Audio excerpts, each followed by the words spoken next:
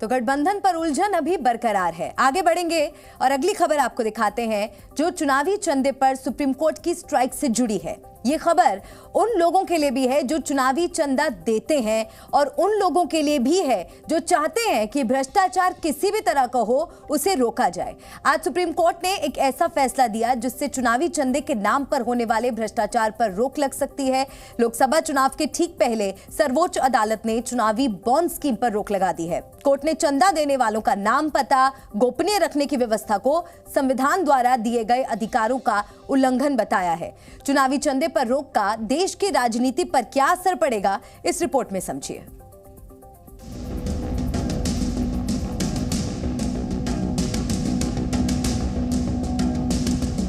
देश की सबसे बड़ी अदालत ने चुनावी चंदे पर चाबुक चलाने वाला फैसला दिया है।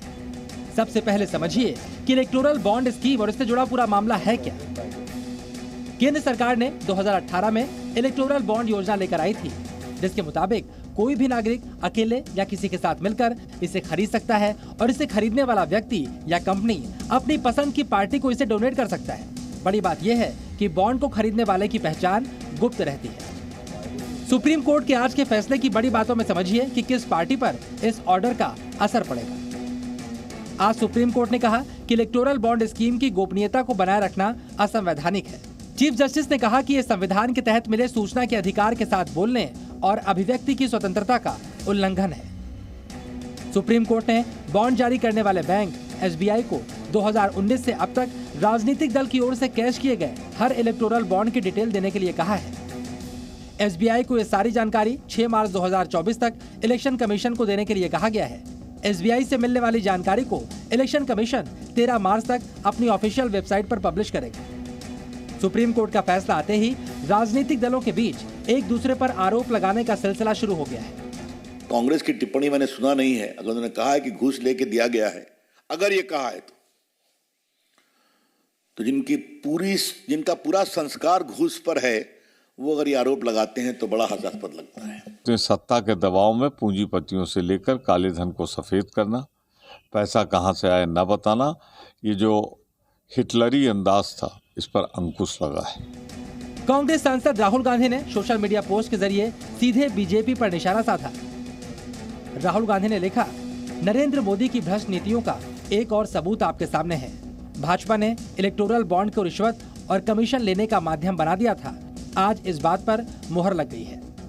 राहुल गांधी ने चुनावी चंदे में भ्रष्टाचार का आरोप लगाया है। चुनावी चंदे को लेकर 4 याचिकाएं दाखिल की गई थी और याचिकाकर्ता का पक्ष अदालत में रखने वाले वकील कपिल सिब्बल ने भी इसे देश का सबसे बड़ा घोटाला बता दिया है।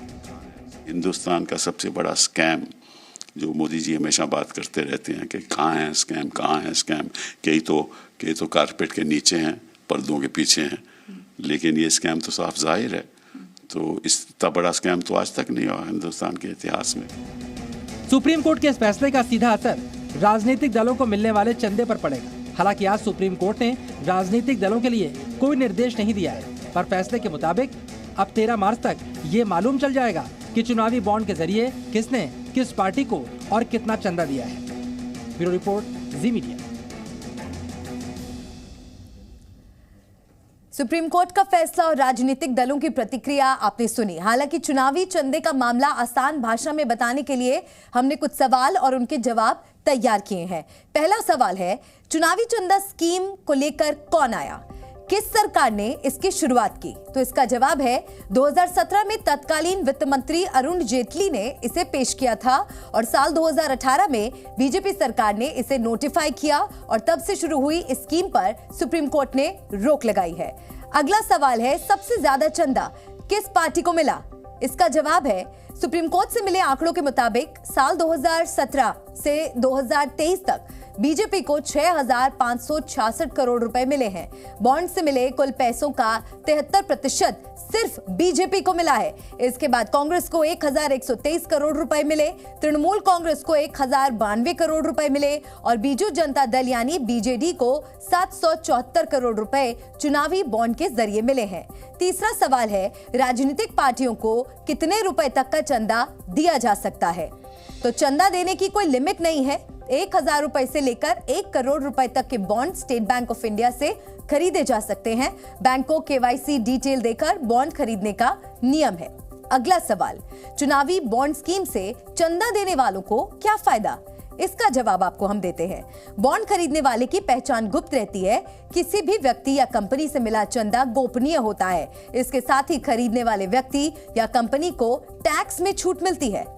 पांचवा और आखिरी सवाल है कि बॉन्ड स्कीम से राजनीतिक पार्टियों को क्या फायदा है? तो इसका जवाब भी जान लीजिए।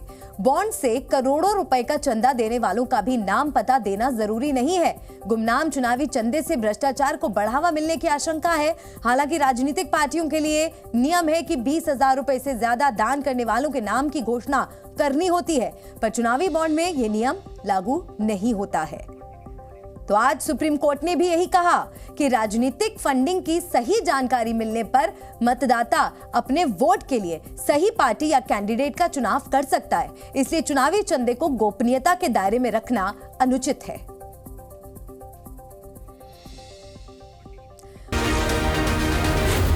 जी न्यूज़।